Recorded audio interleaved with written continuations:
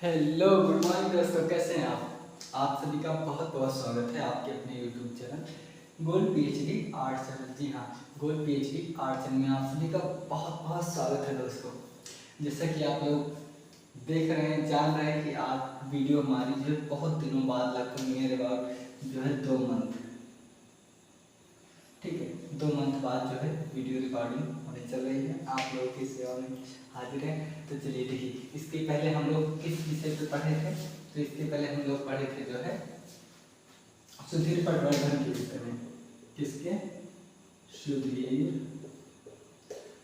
पटवर्धन के विषय में हम लोग चर्चा किए थे। आज हम चर्चा करेंगे B.R. खजूरिया के बारे में। किसके? B.R. खजूरिया के बारे में।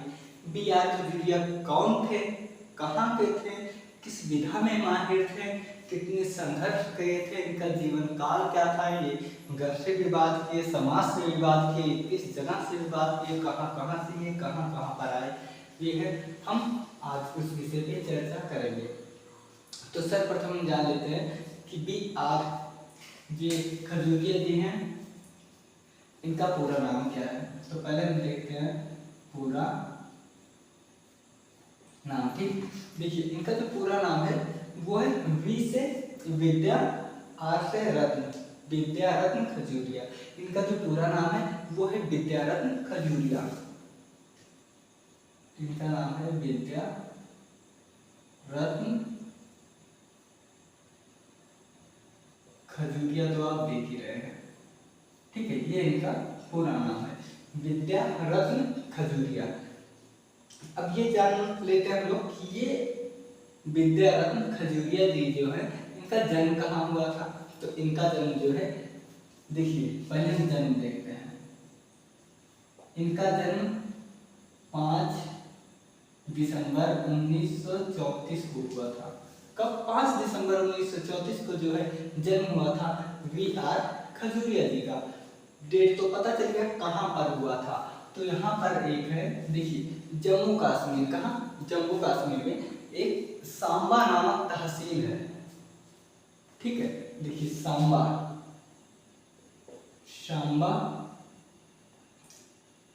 तहसील,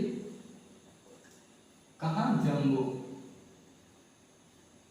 ठीक है, आप जम्मू कश्मीर पूरा जान जाइएगा। ठीक है, देखिए तो B.R. खजूरिया का जन्म जो है 5 दिसंबर 1934 है। मैं इनका अगर जीवन काल लिखूं तो 1934 से लेकर के 1990 है। देखिए इनका याद करना बहुत अच्छा है कि देखिए जो दिसंबर है ना, 5 दिसंबर को ही इनका जन्म भी हुआ था और 5 दिसंबर को इनकी मृत्यु भी हुई थी। हाँ, बस ये सन जो है वो अलग थे। 1934 में इनका जन्म हुआ था, 1990 में इनकी मृत्यु हुई थी। तो अब देखिए ये इनके बारे में हम पहले कुछ मूल चीजें जान लेते हैं कि ये जो आपके B.R. खजूरिया जी हैं, ये कश्मीर के, कहाँ? कश्मीर के प्रगतिवादी अमूर्त मूर्तिकार थे। का पॉइंट आगे देखिए, ये प्रगतिवादी अमूर्त, क्या? अमूर्त मूर्तिकार थे। ठीक है, ये अमूर्त मूर्तिकार थे। देखिए सब चीजें लिखना संभव नहीं है, इसलिए आप जो है लेक्चर पर ध्यान दीजिएगा। देखिए इन्होंने कहा था, कौन? B.R. खजूरिया जी ने कहा था कि संसार का हर एक पत्थर में मूर्ति होती है। हाँ, इन्होंने कहा था कि हर एक पत्थर में मूर्ति होती है, लेकिन कलाकार उस मूर्ति को एक देवी का दर्जा देता है। हाँ, कलाकार वो उन अनगढ़ पत्थरों से, हाँ, उन अनगढ़ पत्थरों से जो है छीनी, हथौड़ी या जो भी साधन होते थे, औजार होते थे, उनसे गढ़ कर हल्की हल्की चोट पहुंचाकर एक भव्य प्रतिमा का रूप देता है, और वह प्रतिमा किसी देवी या देवता या व्यक्ति विशेष की होती है।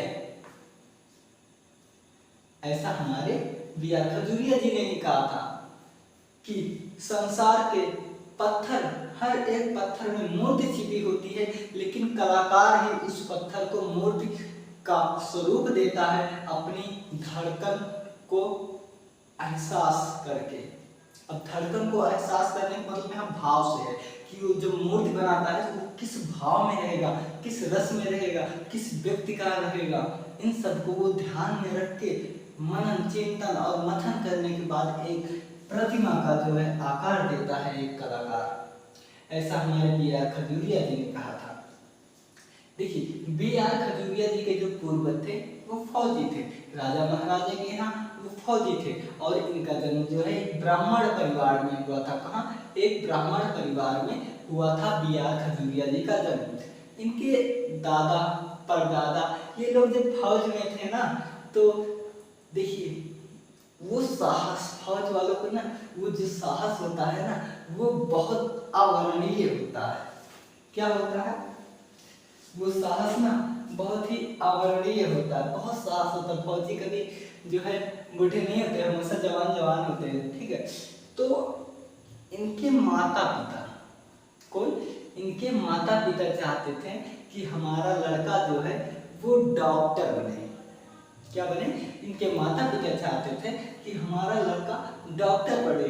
तो ये कक्षा 7वीं तक, ठीक है, कक्षा 7वीं तक ये यहीं पर सांबा तहसील में जो विद्यालय था वहां पर इन्होंने कक्षा 7 की परीक्षा को उत्तीर्ण किया था, और उसके बाद मैट्रिक की परीक्षा इन्होंने जो है 1948 ईस्वी में, कब? देखिए 1948 में हाई स्कूल तथा 1948 में इन्होंने हाई स्कूल किया था। उसके बाद 1951 में इन्होंने मैट्रिक पास किया था। 1951 में मैट्रिक पास किया, ठीक है। इन्होंने मैट्रिक पास किया, देखिए हाई स्कूल इन्होंने 48 में और मैट्रिक जो है पास किया 51 में, ठीक है। देखिए इसके बाद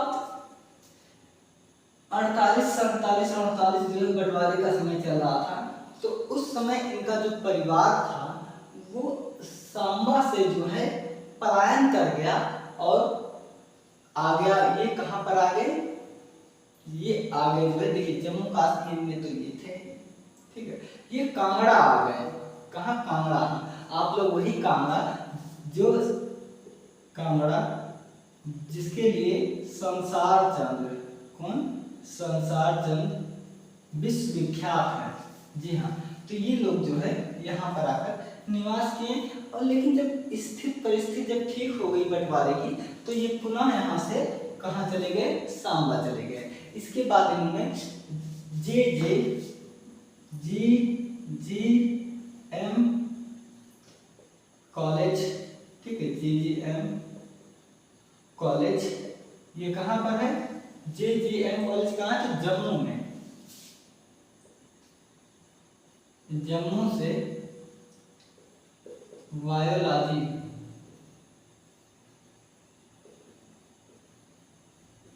की परीक्षा पास की। अब यहीं से इनके जीवन में एक नया मोड़ आता है। तो देखिए इन्होंने GGM कॉलेज, ठीक है, GGM कॉलेज कहाँ है? जम्मू कश्मीर में। ये बायो की परीक्षा जब पास करते हैं तो इनका जो ये मन है ना, ये कला की तरफ जो है रमता है, चित्रकला की तरफ रमता है। और अगर किसी व्यक्ति विशेष का अगर मन जिस तरफ रम जाए ना, तो उसे कुछ भी पसंद नहीं आता। तो इन्होंने अपने बात को जो है, अपने भाव को, अपने बात को इन्होंने अपने परिवार में रखा कि हम जो है बायो की परीक्षा नहीं पढ़ेंगे, हमें डॉक्टर नहीं बनना, हमें एक कलाकार बनना है। बिल्कुल, इन्होंने कहा मुझे एक कलाकार बनना है, मुझे डॉक्टर नहीं पढ़ना, मुझे बायोलॉजी नहीं पढ़ना, मुझे डॉक्टर नहीं बनना, ठीक है।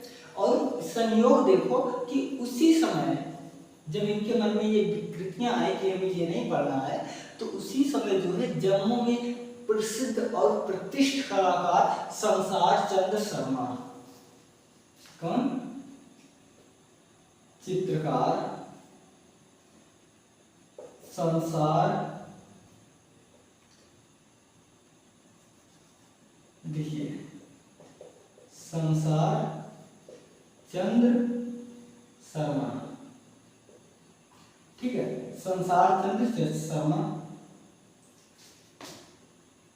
के सानिध्य में चित्रकला प्लस मूर्तिकला, ठीक है, चित्रकला और मूर्तिकला सीखी। किसने? जी.आर. खजूरिया जी ने। जी.आर. खजूरिया जी ने उन दिनों जो है जम्मू कश्मीर में संसार चंद्र शर्मा नामक व्यक्ति, बहुत प्रतिष्ठित व्यक्ति थे, उन्होंने जो है जब इनके बारे में पता चला तो इनकी रुचि तो थी ही, तो ये जो है संसार चंद्र शर्मा जी से मिले और इन्हीं के यहाँ कला और मूर्तिकला की शिक्षा लेने लगे। तो भैया सिंपल सी बात है, इन्होंने अपने घर वालों का बात नहीं माना, तो इनके घर वाले ने जो इनको जेब खर्च देते थे, जो पढ़ाई का पैसा देते थे, वो आना बंद हो गया। और जब पैसा आना बंद हो गया तो कुछ ना कुछ तो करना ही पड़ेगा ना, जीविका के लिए। तो इसके बाद इन्होंने जो है, किसने? वी.आर. खजूरिया जी ने। वी.आर. खजूरिया जी ने जो है इसके बाद इन्होंने एक वर्ष तक, कितने? इन्होंने एक वर्ष तक एक मेडिकल में नौकरी की। एक वर्ष तक मेडिकल की नौकरी की। एक वर्ष तक इन्होंने मेडिकल की नौकरी की। तदुपरांत इनको जो है सरकार की तरफ से इन्हें प्रोत्साहन मिलने लगा, क्योंकि जो है उन दिनों जम्मू कश्मीर में बहुत बड़ी प्रदर्शनी चल रही थी। हाँ, इनकी बहुत बड़ी प्रदर्शनी चल रही थी, उसमें इन्हें बुलावा आया, ये आमंत्रित किए गए उसमें। तो उसमें उस प्रदर्शनी में जो है कौन कौन थे प्रदर्शनी में? देखिए, नौकरी मिली, तदोपरांत, ठीक है, तदोपरांत इन्होंने प्रदर्शनी में भाग लिया और इनका एक लैंडस्केप है। क्या? लैंडस्केप। देखिए, जम्मू में रहते ही थे, तो जम्मू कश्मीर से अच्छा कोई जगह नहीं है, भारत का स्वर्ग कहा जाता है। तो ये वहां पर एक लैंडस्केप बनाए थे। क्या? ये वहां पर एक लैंडस्केप बनाए थे और यही लैंडस्केप ये जो है प्रदर्शनी में प्रदर्शित किए। तो जब ये प्रदर्शनी में प्रदर्शित किए तो देखिए, ध्यान दीजिए, जम्मू कश्मीर के आपके जी.आर. संतोष भी हैं, ठीक है, प्रदर्शनी में भाग लिया तथा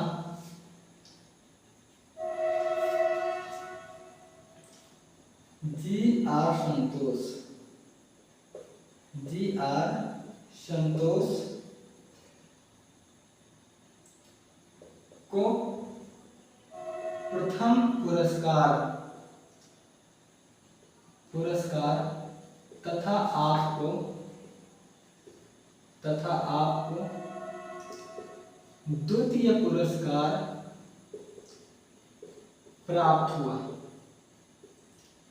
ठीक है, प्राप्त हुआ। देखिए, ध्यान दीजिएगा आप लोग कि जी.आर. संतोष को उस प्रदर्शनी में इन्होंने लैंडस्केप नामक प्रदर्शनी जो है लगाई थी। तो यहाँ पर इनको जो है, जो जी.आर. संतोष है, मैं इनके बारे में बता दूं कि इनका पूरा नाम गुलाम रसूल संतोष है। ये जो संतोष वर्ड है ना, ये इनकी पत्नी का नाम था।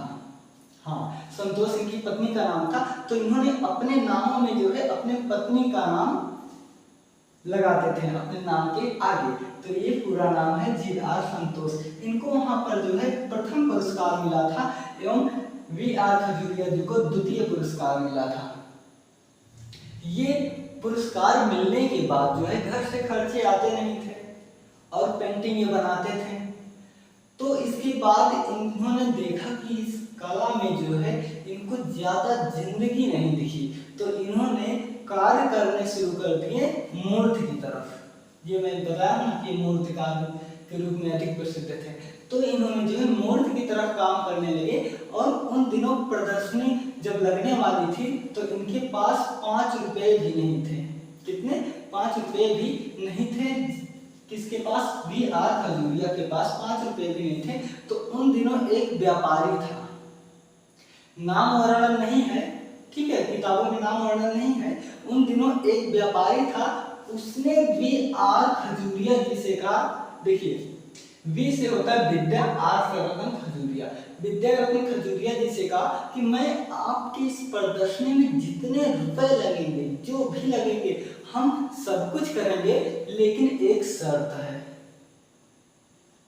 वो शर्त ये है कि जितने भी शिल्प बिकेंगे, जितने भी मूर्ति बिकेंगे, जितने भी पेंटिंग बिकेंगे, जितने भी रेखा चित्र बिकेंगे, यानी कि कुछ भी जितना बिकेगा उसमें से 1/2 भाग होगा। आधा मैं लूंगा पैसे, आधा आप लेंगे। तो इनके पास तो पैसे वैसे थे नहीं, तो सिंपल सी बात है कि मरता क्या नहीं करता, ठीक है। तो इन्होंने कहा ठीक है भैया, आप आधे ले लेना। और उस समय जो है उस प्रदर्शनी में, चलिए आप ये भी नोट कर लीजिए, आपकी 15 मूर्ति बिकी, ठीक है। देखिए इनकी 15 मूर्ति बिकी, कितने? 15 मूर्ति इनकी बिक गई। इसके बाद आप देखिए इनकी 15 मूर्ति बिकी। इन्होंने कहा, अब क्या कहा? देखिए इन्होंने कहा कि मेरी 3 पेंटिंग या मूर्ति बनाते समय ही बिक गई थी। हाँ, इन्होंने कहा कि हमारी 3 शिल्प या 3 मूर्ति जो है बनाते समय ही बिक गई थी। यहाँ कला की जो प्रदर्शनी लगी है, यहाँ लोग बहुत धनी लोग आए हैं, पैसे तो सभी के पास है, लेकिन लोग डर रहे हैं उसे निकालने से। इन्होंने कहा उस पैसे को निकालने से लोग डर रहे हैं। आजकल प्रदर्शनी की स्थिति इतनी खराब चल रही है कि लोग पैसे नहीं देना चाहते, और यहाँ अभी किसी की एक भी मूर्ति नहीं बिकी है। जहां नहीं बिकी थी वहां इनकी 15 मूर्तियां बिक चुकी थी, ठीक है जी। आप संतोष की 15 मूर्तियां बिक चुकी थी। ये वाक्य आप लोग यहाँ पर लिख लीजिएगा। क्या कि इन्होंने कहा, ठीक है, इन्होंने लेख लिखा। देखिए तब पत्र तो चलता था, फोन तो चलता नहीं था, बहुत कम चलते रहे होंगे तब। तो इन्होंने लिखा उसमें कि ये जो आज प्रदर्शनी लगी हुई है, इसमें हमारी 3 शिल्प जो है कंप्लीट होने से पहले ही बिक गई है, पूर्ण होने से पहले ही बिक गई है। हमारी टोटल 15 मूर्ति बिकी हुई है। बाकी आए हुए तो बहुत धनाढ्य व्यक्ति हैं, बहुत लोग आए हुए हैं, लेकिन उनमें से लोग पैसे निकालने से डरते हैं। इसका मतलब ये है कि लोग जो है खरीद नहीं रहे थे। और जहां इनकी 15 मूर्तियां बिकी हैं, वहीं कुछ कलाकार की एक भी मूर्ति नहीं बिकी है। ये कथन था आपके विद्यारत्न खजूरिया जी का। अब हम देख लेते हैं, ठीक है, इन्होंने ऐसा कहा था, इसे आप लिख लीजिएगा। अब इन्होंने 2 पुस्तक की रचना की थी। क्या? 2 पुस्तक।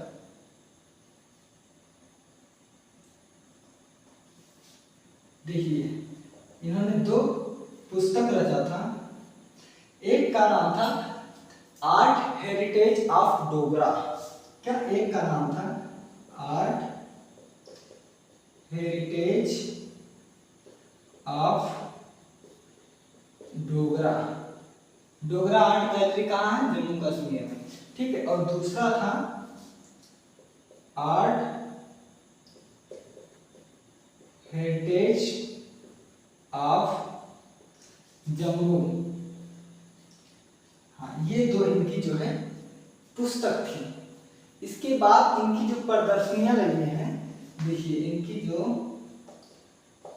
प्रदर्शनी, देखिए इनकी जो प्रदर्शनी लगी है 1960, 1961 व 1962 में लगी, ठीक है। यहाँ तक लगी इनकी प्रदर्शनी। इसके साथ साथ ही एकल प्रदर्शनी भी लगाए और सामूहिक प्रदर्शनी भी इन्होंने लगाया था। तदुपरांत इन्होंने कब 1961 में, ठीक 1961 में शीर्षक हीन, इसी को इंग्लिश में कहते हैं अनटाइटल्ड, हाँ अनटाइटल्ड इसे इंग्लिश में कहते हैं, हिंदी में कहते हैं शीर्षक हीन नामक इन्होंने एक शिल्प बनाई। क्या शिल्प बनाई, और ये शिल्प बहुत प्रसिद्ध हुई, बहुत ही ज्यादा ये शिल्प जो है इनकी प्रसिद्ध हुई। अब हम देख लेते हैं आपकी, देखिए इनके जो प्रदर्शनियां लगी वो कहाँ कहाँ लगी। प्रदर्शनी, पहली प्रदर्शनी तो लगी थी राष्ट्रीय आधुनिक कला संग्रहालय, ये कहाँ है, नई दिल्ली, ठीक है। पहली यहाँ लगी थी और दूसरी इनकी लगी थी BHU में, BHU प्रांगण में, ठीक है, BHU प्रांगण में लगी। इसके साथ ही साथ एवं लगभग भारत के सभी संग्रहालय में लगी। देखिए हर कलाकार चाहता है कि उसका जो काम है, उसका जो नाम है, उसने जो बना है, संयोग कर रखा है, उसको कोई ना कोई आगे को लेकर जाए। जिस तरह हमारे माता पिता चाहते हैं कि हमारा पुत्र आगे हो जाए, पढ़े लिखे अच्छी जॉब करे, परिवार को एक नया स्टेप, एक नई ऊंचाई को ले जाए, उसी तरह एक कलाकार चाहता है कि उसने ये जो संयोग कर रखा है ना, इसे कोई आगे लेकर जाए। तो आपके BR खजुरिया जी जो है ना, ये अपने उन विद्यार्थियों के साथ विद्यार्थी कि जैसे सलूक नहीं करते थे, व्यवहार नहीं करते थे, वो एक मित्रवत व्यवहार करते थे और हंसी मजाक सब कुछ करते, वो हंसी मजाक करते थे। तो ये चीज भूल जाते थे कि मैं अपने विद्यार्थियों के साथ हूँ। बात ही बात में उनको मूर्तियों की वो बारीकियां समझाते थे अपने शिष्य को। और एक बार ये जब अपने कार्य में कार्यरत थे तो वहां एक तेंदुआ आया था। क्या तेंदुआ आया था और वो बंदरों को बहुत परेशान कर रहा था। तो ये 6 रात जगे थे उसको ढूंढने में, और 7वीं रात ये जा रहे थे ढूंढने, तेंदुआ सामने ही आ गया, बिल्कुल ऐसे आमने सामने जैसे हम आप हैं ना, ऐसे सामने ही आ गया। तो शुक्र मनाओ कि ये बंदूक लिए हुए थे और इन्होंने 2 फायरिंग की जिससे उसकी मृत्यु हो गई तेंदुआ की। ठीक है, अब इसके बाद इनकी हम मृत्यु देख लेते हैं। मृत्यु तो देखिए मैंने पहले ही बता दिया था कि 5 दिसंबर 1934 को इनका जन्म हुआ है और 5 दिसंबर ठीक है 1990 को ठीक है 1990 को इनकी मृत्यु हुई थी। तो ये रहा आपके BR खजूरिया के बारे में। ठीक है दोस्तों, देखिए हम लोग एक बार देख लेते हैं। BR खजूरिया का जो पूरा नाम है वो है विद्यारत्न खजूरिया। इनका जन्म जो है वो 5 दिसंबर 1934 ईस्वी को कहाँ हुआ था? सांगा तहसील जम्मू कश्मीर में हुआ था। ये प्रगतवादी अमूर्त मूर्तिकार थे। ठीक है, क्या प्रगतवादी अमूर्त मूर्तिकार थे। इन्होंने कहा था कि हर एक पत्थर में मूर्ति छिपी होती है, लेकिन उस पत्थर को एक मूर्ति का आकार देना, एक देवी की प्रतिमा देना, एक देवी का रूप उसमें उभारना, ये एक कलाकार के बस में होता है। और कलाकार अपना हृदय, धड़कन, भाव को एक में पिरोकर उस मूर्ति का निर्माण करता है। और जब उस मूर्ति का निर्माण करता है तो उसमें जो है सभी अंग प्रत्यंग एक देवी के रूप में, एक यथार्थ रूप में, एक साक्षात रूप में रूबरू होती है। इसके साथ ही साथ ये 1948 में हाई स्कूल पास किए थे और 51 में जो है मैट्रिक पास किए थे।